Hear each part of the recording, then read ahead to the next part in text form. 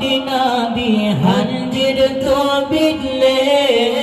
Nabi sujud batuan berkalam dengan ilahi Allah Nabi lakai batuan bermenang lamprang sabi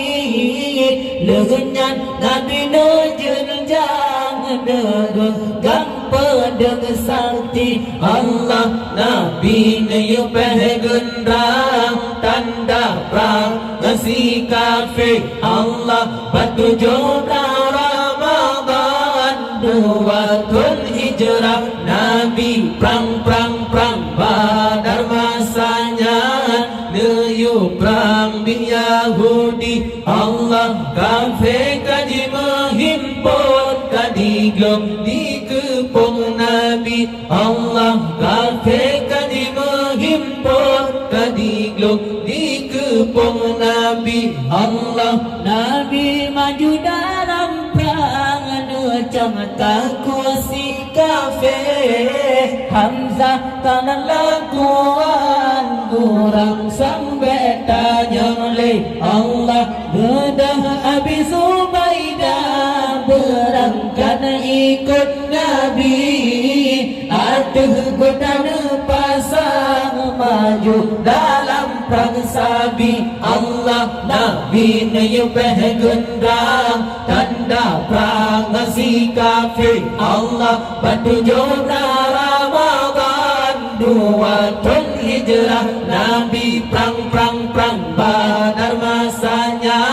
Nayu perang di Yahudi Allah kafir kaji menghimpun kadiglom di kepung Nabi Allah kafir kaji menghimpun kadiglom di kepung Nabi Allah Ali bin Abi Talib neangkan jaga pahlawan tiga hana bandengan Zulfakar ke penari Allah sika gesita kafir dalam tanah jila bersikat kafir yang laduk pingsan kalan Sayyidina Ali Allah Nabi nayu pegendrang tanda perang ngasi kafir Allah batu jodoh Ramadan 2 tahun hijrah Nabi perang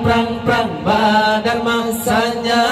Nayu perang di Yahudi Allah kafir kadi menghimpun kadiglom di kepung Nabi Allah kafir kadi menghimpun kadiglom di kepung Nabi Allah nasib di Abu Lahab musuh orang Islam mati dalam perang Badar di sinan tertiap bangkit Allah kafir yang lada menjiplung takbir pun berkumandang bendera orang Islam berdui ataupun jangli Allah Nabi nayu pegendrang tanda perang ngasi kafir Allah batu jodoh Ramadan 2 tahun hijrah Nabi perang Badar masanya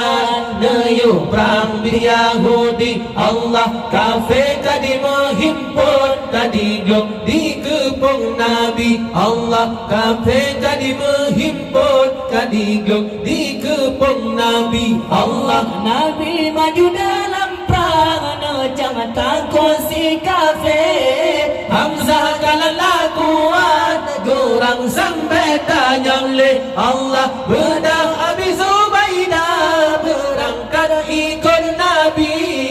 ada kuda mepasang maju dalam perang sabi Allah Nabi nayu pegendrang tanda perang ngasi kafir Allah maju jodoh Ramadan 2 tahun hijrah Nabi perang Badar masanya Nayu perang di Yahudi Allah kafir kaji menghimpun kadiglom di kepung Nabi Allah kafir kaji menghimpun kadiglom di kepung Nabi Allah